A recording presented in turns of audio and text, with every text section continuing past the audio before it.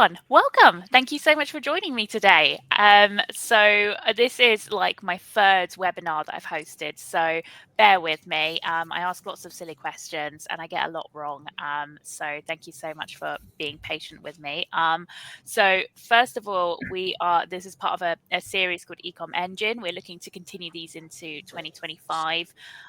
So it's a very quick intro. I'm Rose. I work at Quickfire Digital. We are a Shopify agency based in Norfolk, and we do Shopify Plus and Shopify builds all over the UK and worldwide.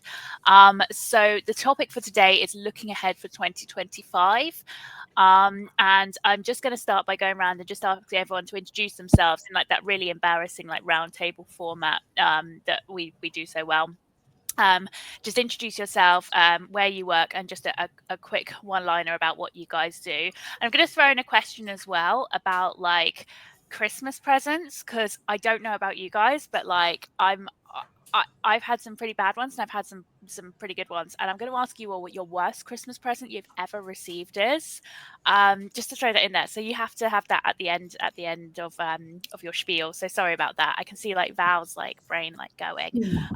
For me personally, it was when I had a relative. It was an aunt who sent me a skirt and said to me, "Well, this was far too big for me," and I took it in a bit, and it was still too big for me, and I took it in again. It's still massive on me, so I've sent it to you. That was honestly the worst Christmas present. I loved the little definition with it as well. I was like, oh, thank you so much. Really appreciate that. Great for the confidence. So cool. Starting with you. Let's start with you, Anthony. Yeah, beat that for a bad Christmas present. All right. So I'm Anthony, co-founder of StudioHawk UK. We're an SEO-only agency. All that does is we provide business value by getting your website to the top of Google. So working with e-coms to make more money and generate more traffic.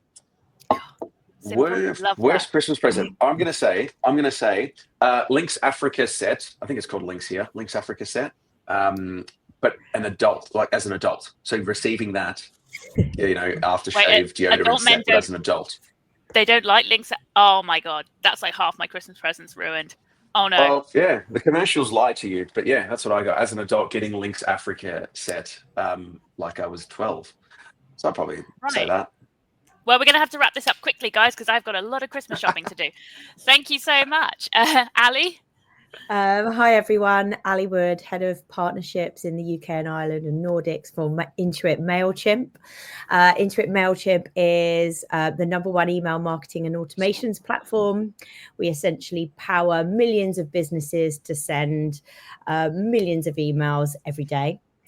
We're headquartered in the US, but now we have a local team here in the UK. My worst Christmas present was from my gran, bless her soul.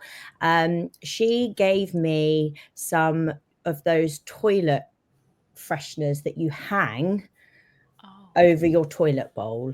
It was quite near the end when she was starting to lose her marbles a bit, but yeah, it was a little bit of a difficult one to open. Yeah, that's I don't know if it was being hosted at your house as well, that would have been even more awkward. Just like, what's your plans here, Gran? Like, why do we need these? Not sure where the thought process was, but maybe it was a bit of a panic purchase. That's excellent. That's what I bought with the women in my family. So far, that's all my Christmas shopping ruined. Thank you so much. Val, let's go to you. Hi, everyone. I'm Val. I'm so happy to be here. I'm the agency partnerships manager at Rebuy. Rebuy is a personalization platform on Shopify, and we work to help brands boost revenue, average order value by personalizing the whole customer experience at every point of the journey. My worst Christmas present was actually last year that I got a expired chocolate bar, like one of those like really nice like Toblerone bars, which are like my favorite, and it was like 2 years expired, and I was like, I can't even enjoy this right now. But that's so mental. That's such a strange thing to buy someone. Oh, amazing, cool, thank you. And finally, Guillaume. Hi everyone, so I'm Guillaume, very happy to be here today as well, and I'm the co-founder of LiveMeUp. We are a video commerce platform for Shopify stores, and every day our clients, they host live shopping event and they bring shoppable video on their website, and they make millions of revenue with that. My worst Christmas gift ever was probably when I was living in China, and a friend of mine, Chinese friend of mine, sent me a a bottle of Chinese alcohol, and we had to drink that one together. And the next day, honestly, was my worst Christmas ever next day. So I don't recommend to have a Chinese friend on that very special day. It's Noted. dangerous. Oh, love that. A hangover for Christmas. Well, it could have been worse. It could have been Val and got food poisoning. Or, you know, links or toilet fresheners. My God, yeah. So yeah, some great gifts in there. Thank you. Awesome. So thank you so much, guys, and thank you for your intros. So just to set the scene, we're talking about basically how to thrive in e-commerce. We know that adaptation is not optional; it's quite essential. With 2025 around the corner, change is coming at like lightning speed at the moment. We're seeing everything change from AI, changes post-COVID, etc., and it's really transforming consumer behavior, technology, and all the rules of engagement. We're throwing the rule book out the window. So I've got a couple of questions for all of you, and it'd be, if you guys have like some thoughts on it, rather than me going around and asking individual, it would just be good to hear those. So first one is around acquisition. So acquisition seems to be getting increasingly challenging. I don't know if it's because there's a lot more that there's a lot more options out there for customers, whether or not people are becoming their attention spans coming short, I do not know. But what emerging trends should we be aware of, and what are some key strategies or best practices to build a more robust acquisition plan? If anyone's got some thoughts.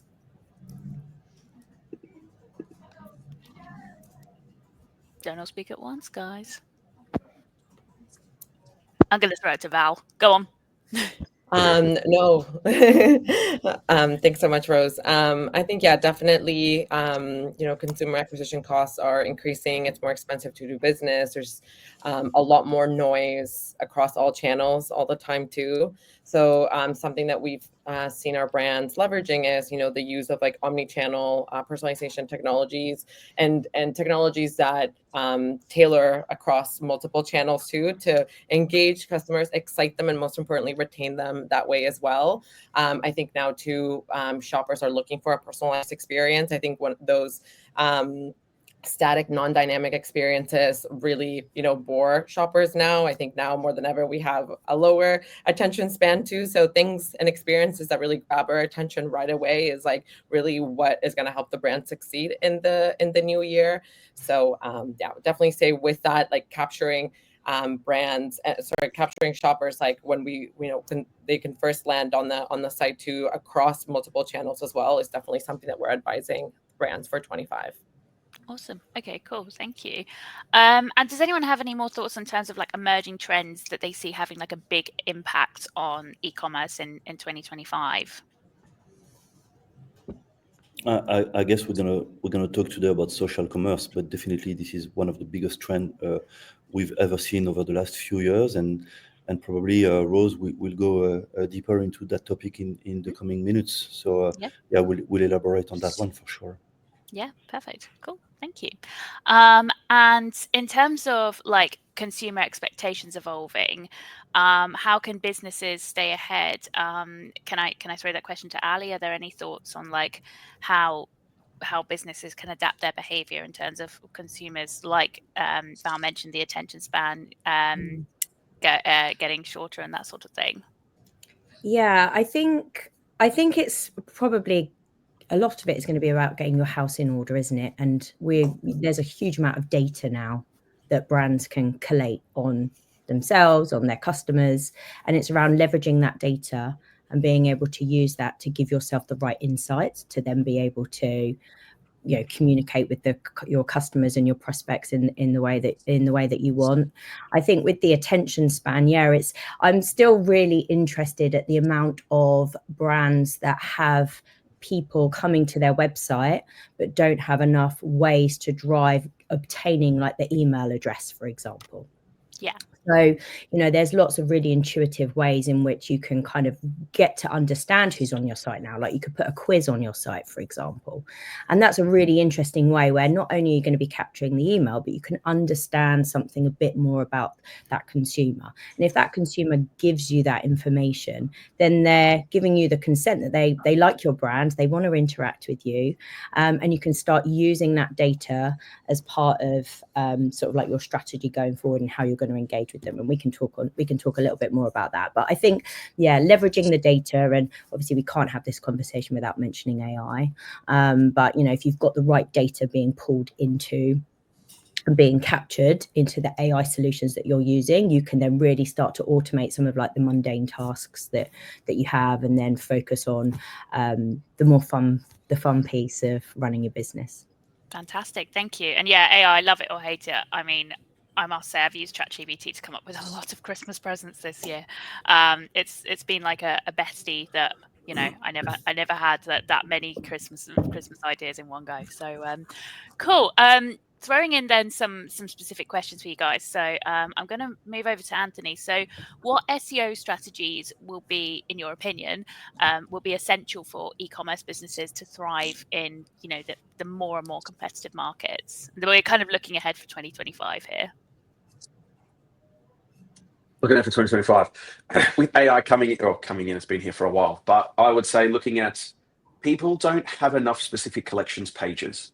So what I see in ecom, and I know you said not to go into a preamble, but there's a lot of brands that have spun up over the last couple of years because of Corona, and they think those numbers are going to last forever. No, it's not, as we've seen this last year and a half. So this is where you have to try a bit of everything. You have to get your email sorted. You have to try a bit of PPC. If you're an ecom and you're not doing SEO, my bias aside, you're kidding yourself. So some of the things that you want to be looking at heading into next year are creating niche collection pages. So instead of just having like women's what? So, we've tried this with a few clients where you do the keyword research, you understand their customers, you understand what they're searching for, you look at their Google Search Console, you even look at social trends, and then create specific collections pages that are targeting that keyword. You might be beating a big one that is not, might be beating a bigger brand or a bigger company that is not as agile as you. So you can create that. You can create that collections page. Second is going to be your product page. Your product page is the last step before they buy from you, right? And with AI overviews coming into Google, they're trying to send more people to the product page. So if your product page has like 3 sentences on it and 1 image, is that the best like showcase for your product? Probably not. So adding more information about the product, related questions. If you are selling clothes, what's the care guide? What's the size guide? What's the instructions? Reviews, UGC, really building out that product page as that last step before people buy, and providing that information. Another one that gets underutilized is probably, it's oldie but a goodie, blog. And blog in the sense of, oh, it's old school and I don't want to create content. Yeah, but what you can do is create content that no one else is doing. It's hosted on your website. You're not sending people out to other parts of your website. And then, as Ali referred to before, you can have image calls to action, newsletter calls to action, and product calls to action, internal links in those blogs and in that content to then lead people to where you want them to go. So there's a fair few things to look at there for e-coms. Awesome. Thank you so much. You're like a fountain of knowledge. And it's interesting going right back to the start of what you were saying about how like a lot of businesses started over COVID, and then things have obviously changed. And every year I find we get further and further away from the pandemic, and we see kind of the trends that we saw were very high kind of reduce, right down to like, the behaviors of people with their everyday lives, and looking at their shopping behaviors. We're seeing more people return to the stores, and more people talk about like their experiences online and how they want those to emulate what they would experience in store. And I think that will be a growing trend next year. Okay, so quick question for you, Val. Really broad here, personalization, in your opinion, and kind of maybe focusing on one thing in particular, or giving like a very brief overview. How can it enhance customer retention and increase average order value?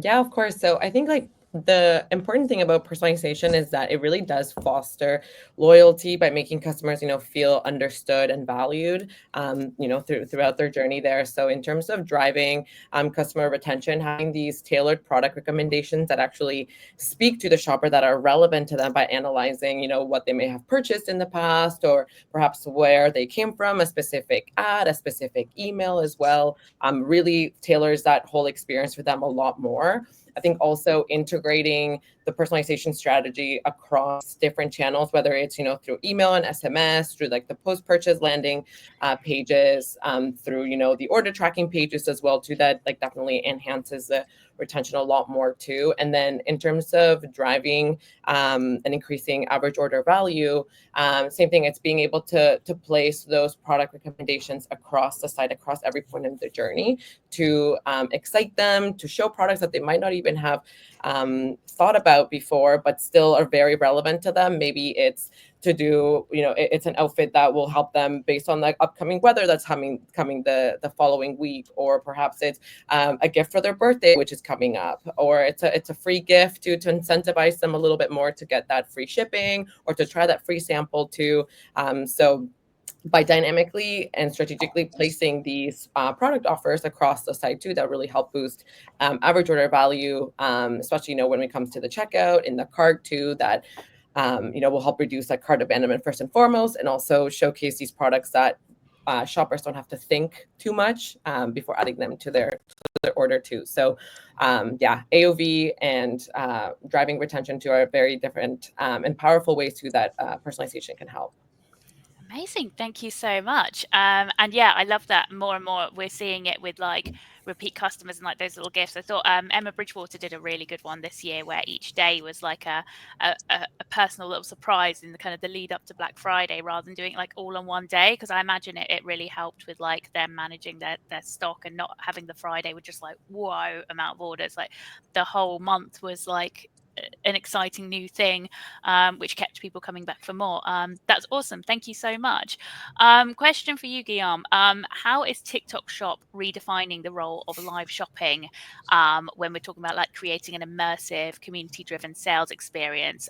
Personally, I'm not quite down TikTok Shop. I know Caitlin, who organizes all these webinars, is absolutely obsessed. Every day she's coming in with some weird item that she's ordered on TikTok. So yeah, I'm not Gen Z enough yet, but tell me, enlighten me.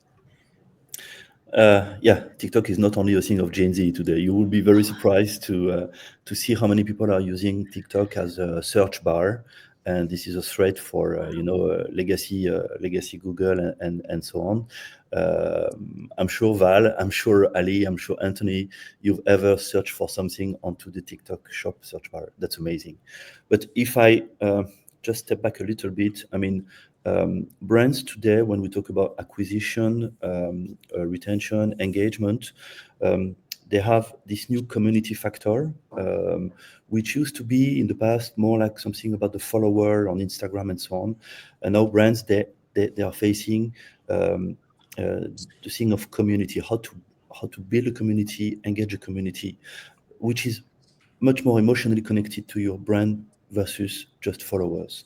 So there's the community factor, there's the video factor, which is on the table today. Nobody can say no. I mean, we spend hours and hours watching video on Instagram. Reels is number one now.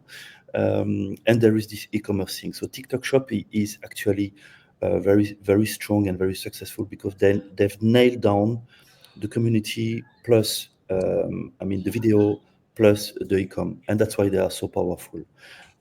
And so, it's working well. Whatever in the US or in the UK today, they just launched yesterday in Spain, and they will probably spread all across the European country in 25. So I would say TikTok understood what makes the once again the emotional connection today in between a brand and its community based, its clients and so on, and they've opened the content creation to creators and everybody that is around the brand, and it's so well done that it's nobody can fight against that. But I would say just in a second that TikTok is not short of questions for traditional e-commerce like the one we are powering today. TikTok is a closed model where you get nothing. And Ali, you know that you don't get any email address from your TikTok business. And so there is not a choice to do. It's not for TikTok or against TikTok. It's okay, I need to bring my brand into a community mindset. I need to bring video with my brand. So what's my strategy on TikTok? What's my strategy on Instagram? And what's my video strategy on my Shopify? And once you put yourself on those, on that situation, you will find answers which are very relevant to your brand. And then you will embrace 25 with a new mindset. And this is what we see today. The brands, especially in the UK, which are very successful with live streaming, shoppable video, and everything, they haven't chosen one platform. I mean, they have a much more holistic view of video must be at the core of the customer engagement. How are we going to do that? Amazing. Thank you so much. I'm a slight convert. I'm still not sure about it. It still just seems a little bit too modern for me, but I'll give it a go. But that's really interesting how you talk about like the search bar and everything like that. Like, yeah, I certainly think that we're going to see even more of it next year, and some really useful tips in there. Thank you. Quick question for you, Ali. So I must say, over Black Friday and Cyber Monday, I had more emails than I've ever received in my whole life. So I think as much as brands, I know they're like Black Friday's here and what? Like, I do feel like the email strategy needs to be a little bit more defined.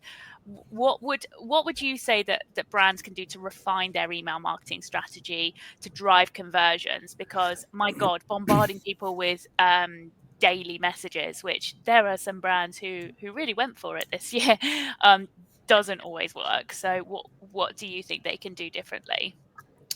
Yeah, I think there's a couple of things to consider here, and I find it really it's very interesting that you said you felt like you were bombarded, because I think a lot of people would feel like that. But really, I think when we're speaking to our customers, we really try and educate them to focus on quality over quantity.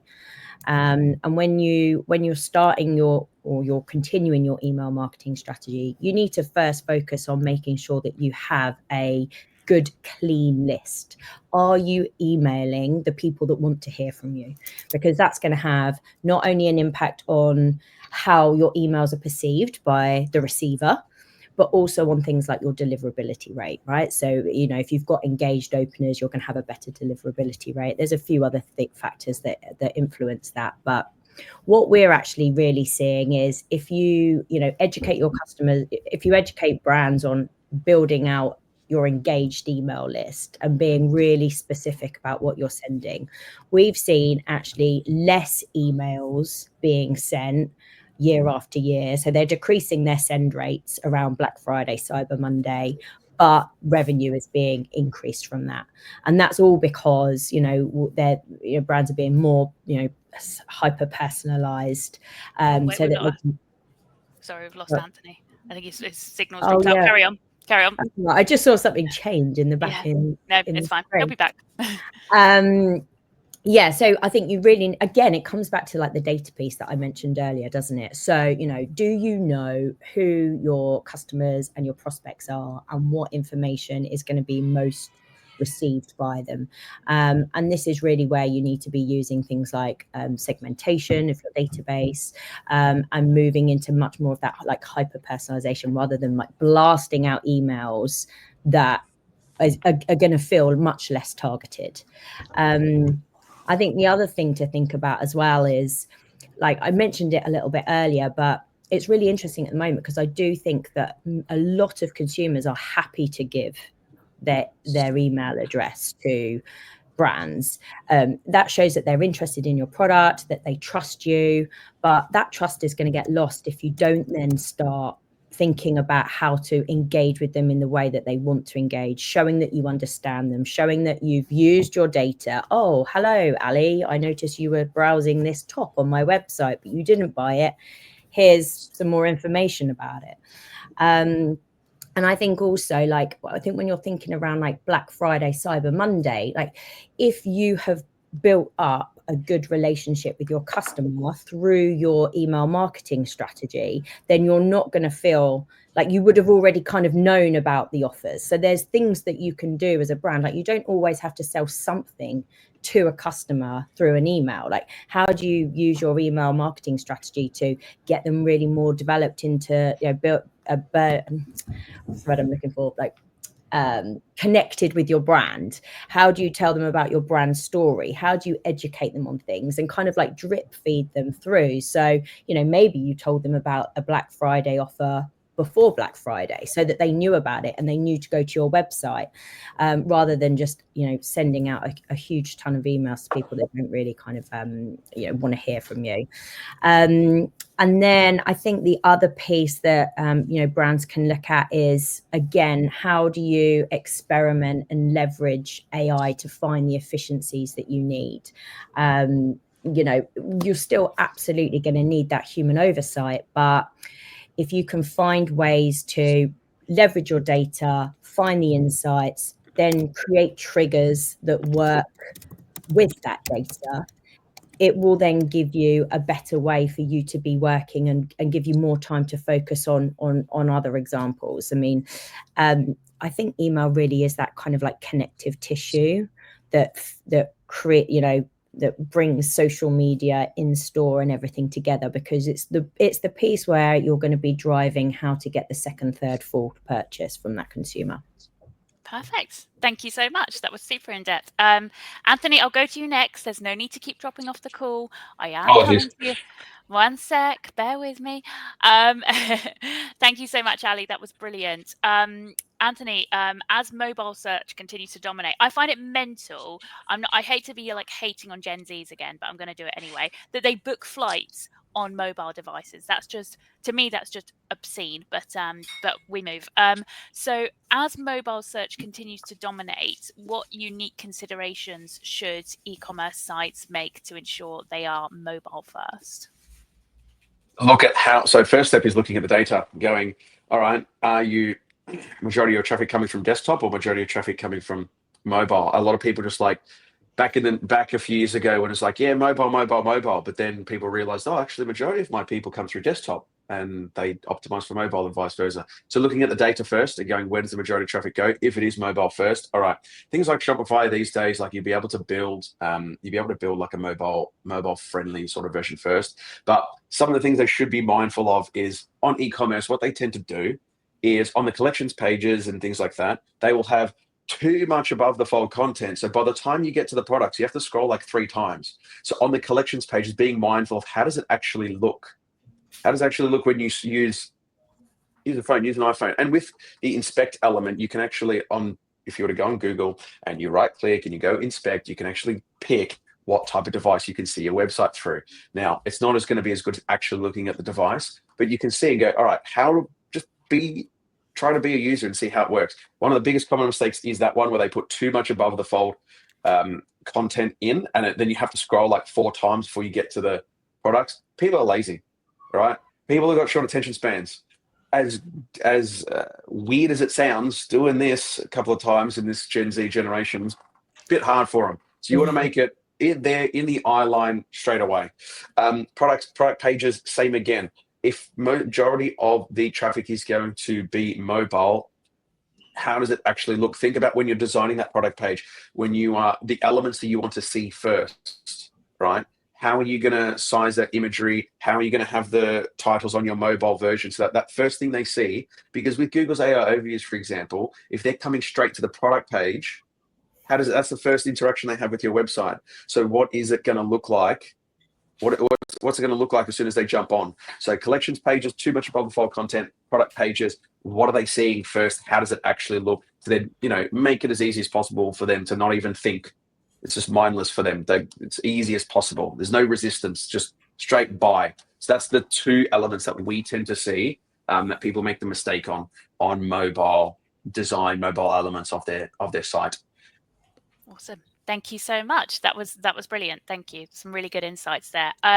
Cool. So a couple more questions for you guys, and then I'm gonna ask people to slightly shorten answers, only slightly, not much. Just so that I can make sure I can fit everything in, because I've got a final question for you, and I want to make sure we have time for Q&A. So, question for you, Val. So, what strategies can businesses use to make cross-selling feel seamless and beneficial rather than just like a little bit intrusive? Totally. No, so I think to maximize cross-selling without, alienating shoppers or feeling too intrusive too, is really important to think about the relevance, the timing, and the value as well of these product recommendations. So I feel like in terms of relevance, like these product showcase are actually relevant to the customer's purchase journey. So for example, if I purchase or I add to cart a pair of shoes, then perhaps I get offered socks or, different colored laces or, perhaps the matching slippers, something, something that's actually relevant. You can do that by tailoring, data sources, the brains behind the product recommendations, just to like make it actually feel relevant to the shopper. I think timing too, it's really important to know like what areas within the customer journey within the site actually work best. So checkout, the cart too, are always great places too that shoppers don't have to think too much without to actually having these products added in. Post-purchase offers too, knowing that buyer intent is at its highest point.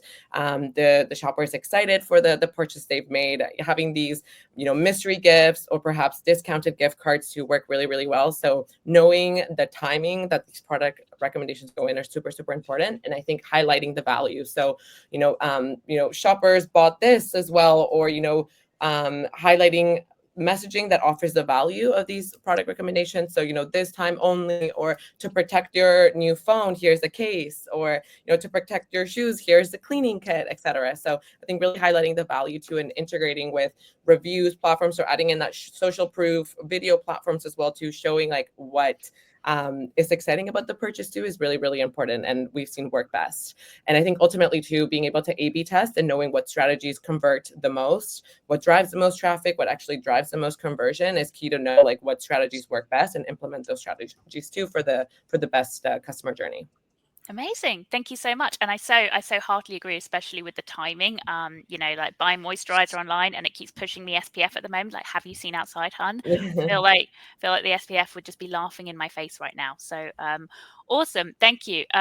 Question for you, Guillaume, and I will take you off mute in 1 second. Sorry, there was a little tippy tappy going on.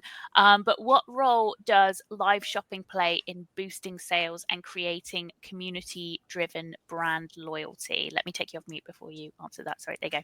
Sorry about that. Okay, so I'm unmuted now. You are now unmuted. I'm sorry. I'm so sorry. It's a little tippy tappy, just a little bit. So Carry on. Thank you. The role of live shopping. Yeah, the role of live shopping. I would say, where do you stand today as a brand versus the video factor? We lose one of our friends. So the role of live shopping, essential for the coming months. I mean, if you want to build 25 and remain strong and keep growing, you have to be closer to live shopping. And once again, whatever the platform, you have to learn about that. And if you as a brand, you don't feel very comfortable with being live, then you have to figure out how to bring people on behalf of you, versus the camera, in front of camera, and engage your people live. I mean, it's massive on socials. It's going to be massive on e-com. And if you don't start to learn and to iterate and A/B test some different kind of live stream shopping, you will be very late compared to your competitors. So it's time to go. Amazing. I love that. Get confidence on live chat. I mean, look at us webinaring it up. We could all sell online. I reckon all of us. I reckon, Guillaume, you'd be exceptional, obviously, because it's kind of what you do. I do reckon Anthony would be banging at it as well. Like, I reckon he could sell us a festive pack of links if he really wanted to. I could try. Yeah, I I get that vibe. Awesome. Thank you so much. And final question for you, Ali, and then we'll open it up to Q&A. But I've got a final question for all of you, which I want to go through before we finish. But Ali, can you tell me how brands can tell us how brands can use data and segmentation more effectively to deliver hyper-personalized campaigns that really resonate with quite diverse audiences? Yeah, especially because I keep getting emails about random festivals that I don't even celebrate at the moment, and I'm like, I'm not going to be buying anything for that. Please stop. Leave me alone. I feel like I'm a data parrot today. But again, I love you as a data parrot. Welcome to your new nickname. My new nickname. Yeah, I mean, look, if you need to know, you need to be able to segment your customer base and your prospect base into, like, based on the information that they've given you, so that you can kind of really give them that sort of like hyper personalized message. So you know, you can segment the data on all sorts of things, the time in which they signed up. If you have a form on your website that's linked to a specific page. So like one good example is if you have a website page where you have an outlet part of it, and you have a form on that page that says sign up for future sale items, you know that that consumer is interested in discounted products. So you can flag that in your system and then know that about that particular customer. You can also do things on like preferences, habits, like what they've done on your website. So it's really about, okay, what do I know about my audience? Then how do I segment them into accurate groups? And then how do I then send the right message at the right time? Because also, like, even simple emails that you might be thinking about, which is, oh, hey, have 20% off. Is it right to send a 20% off email to someone that has never bought anything? Because if they've never bought anything on your site, maybe they don't quite know, maybe there's a problem, right? You haven't built the trust yet. You know, they might not know if they can comfortably return it. They might not feel like they know it's going to be exactly right for them, or whatever that story is. You need to have brought them up to speed to feel comfortable enough to then take use of the offers that you want to give them. So yeah, I think it's going back to using your data, finding unique ways to capture emails and get more information out of your consumers. I mean, we carried out a holiday report a few weeks ago, and I think it was just over 70% of customers felt like more valued when they received a personalized email. So, and that feels quite daunting. Like, how do I send a personalized email? So you need to go back to your data and think, right, what do I know about this customer and how can I make it as personalized as I can? Because then they're much more likely to engage with you. But I'll stop there because I know you said short answers. No, that's perfect, my little data parrot. That is fantastic. Thank you. And I'd like to open up the Q&A now for anyone. Please do post your questions. There was a question here about the webinar being recorded. It will be recorded and it will be posted on our YouTube channel. So keep an eye, give quickfire a follow on LinkedIn. We've got like 4,000 followers now. So that applies to everyone on this webinar as well, please. Thank you. Yeah, so we'll be posting some kind of like key chunks from this webinar afterwards as well.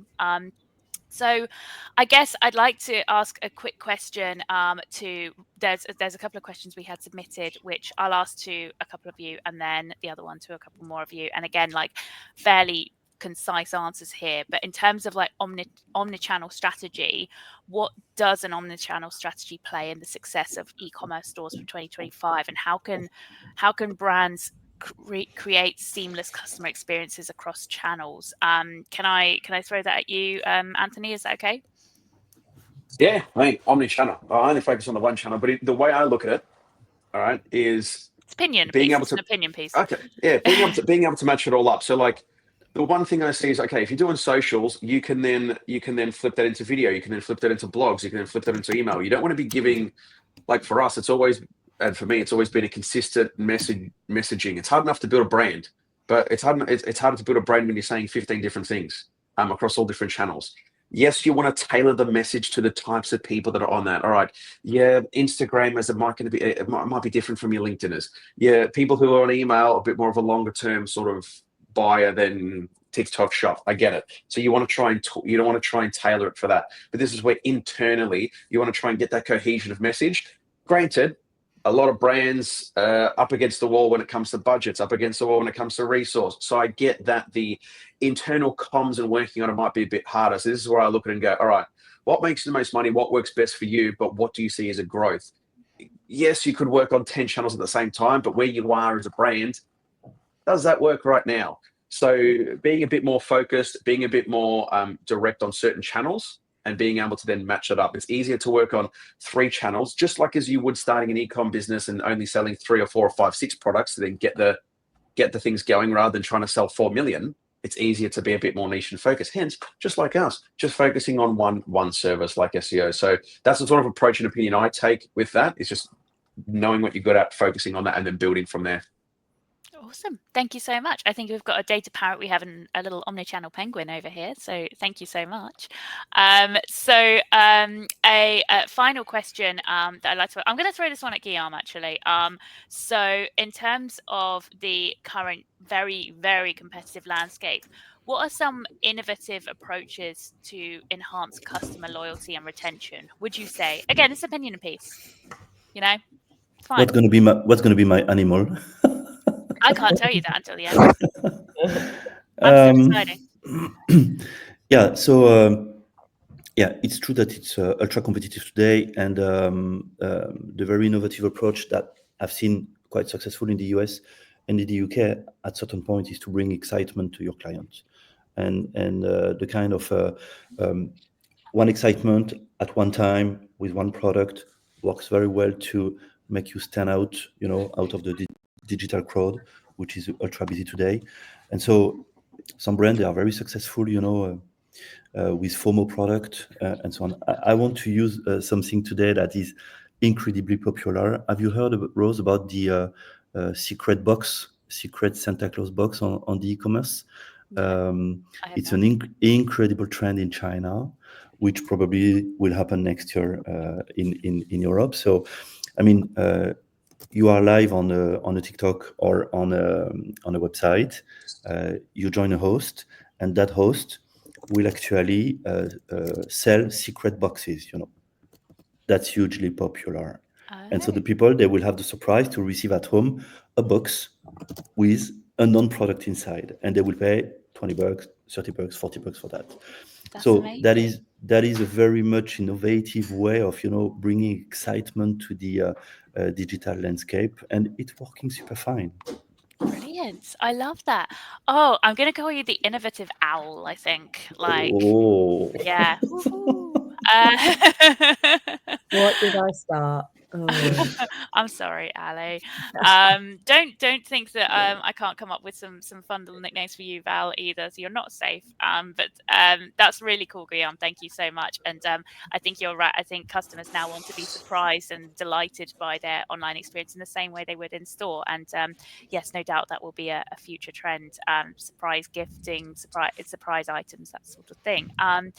Amazing, guys. Thank you so much. I have a final question for all of you. So for one last time, I'd love to hear what your ultimate top tip for brands in 2025 will be. And also, I started off on a really negative of what your worst Christmas present was, what your best Christmas present was. So let's do it. I mean, for me personally, would be like, I think it was like, last year before, my partner got me a trip to Paris, which was pretty wow. That was a pretty wow gift. And yeah, that was that in Disneyland, and it was just like, oh my god, like, I got you socks, how embarrassed do I feel? So yeah, so Val, starting with you. So top tip for next year for brands that they can all take away from this call, and best Christmas present you've ever received.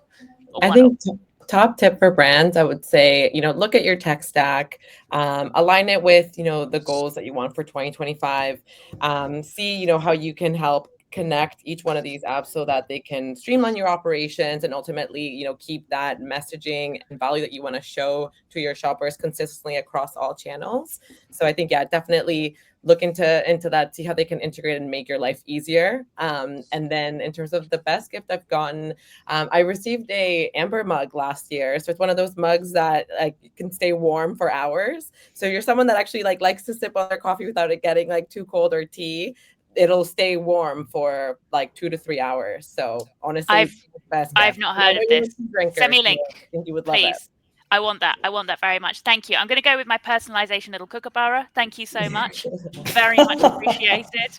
I thought I'd mix it up a bit, no alliteration going on whatsoever. Thank you so much. There's some brilliant advice in there, and also a great gift for anyone who's not getting a Lynx set or toilet fresheners. So thank you. Ali, what about you? A top tip for next year, best Christmas present you've received? So top tip for next year is get your house in order. Make sure you understand your customer base, your prospect list, and really then start to look at the use of AI and the tools that are available to you to help you start to automate, segment, and release the data that you have for you to make some really well-educated moves to engage with your customers. Best Christmas present I had. I'm a sucker for a handbag. So anytime that I have received a handbag for Christmas, that has been very joyous. Oh, that is joyous. I love that. Thank you. Favorite data parrot there. Thank you so much. Guillaume, a tip for next year, best Christmas present. One tip from the innovative all, grab a camera, get out of your office and talk. That's going to be enough. As for my best Christmas ever, sounds weird, but myself, my partner Rose treat me with a not me, not you, with a weekend in Lake District. Oh, no. I love that. You came to me, I came to you. That's so lovely. And I loved it so much. It sounds weird to think that we're going to spend holidays in the Lake District. It was so cool. I loved it very much. Oh, that's lovely. Yeah, that's that would be like most Brits' worst nightmare holiday. And then, there's probably plenty of French people would be like, oh, Paris. Fair enough. Why not go to the Lake District? That's brilliant. Thank you so much. And finally, Anthony, tip for next year. And I expect some good gold humor off you. And and then best Christmas present. All right. One tip for me is similar to Valera, looking at tech stack, but from a marketing perspective. I'm going to have a go at PPC. I love you PPC people, but there's brands that are spending a fortune on PPC, don't have any idea about any other marketing channels. Then what happens is those cost per clicks double. Oh no, where are you going to find more money for the same amount of customers? We had one where they were spending $3,000 a month on a misspelling of their own brand name. So check your PPC and look at long-term sustainable strategies. Yes, it's hard to grab people at this moment, but building the foundations of your socials, of your SEO, of your website, of those channels, and keep plugging away. Yes, it's bloody hard, but keep doing what you can to be able to provide the best experience. Provide. There it is. Oh, there you go. And provide the best experience and look at your customers and provide a good experience for them. So that's my tip. There is stop wasting money. Look at what you can improve and look at long-term sustainable things like SEO and socials and email marketing. Best present I got was from my wife a few years ago, which was a vintage record player, and I've been able to build out a record collection of 50s, 60s, 70s, 80s, even 2000s. So yes, vintage vinyl record player was one of my favorites. That is a glorious present, and what a way to wrap up. Guys, thank you so much. You've been an absolute delight. I've been looking forward to this webinar for months now, and I'm very pleased to have spent it with you guys. I've had some lovely comments throughout, lots of shout outs. Got a shout out for Val, shout out for Ali, and a couple of comments about the Ecomm Aviary we're building. So yeah, let's keep this trend going. So to everyone on the call, massive thank you to my guests. We've got Ali, the data parrot from Mailchimp. We've got Guillaume, the innovative owl from LiveMeUp. It is LiveMeUp, isn't it? a couple of people say LiveMeUp, and it really upsets me. We have Anthony, who I am going to rename the SEO penguin rather than the omnichannel penguin, because I don't want him to be known for the wrong thing. From StudioHawk, should have really been a hawk, but let's change it up. And finally, we have wonderful Val, our beautiful personalization kookaburra from Rebuy. So you guys have been an absolute dream. Have the most wonderful Christmas ever, and thank you so much for joining us today and for all your advice and tips. And if anyone on the call has any more questions or would like to learn more, drop these guys a message or message me and I'll introduce you. So thank you and Merry Christmas. Thank you, Cinderella. Thanks very much. Hello, Rich Evans. Bye-bye, Rich Evans. Merry Christmas. Bye-bye. Bye. Take care, everyone. Ciao, ciao.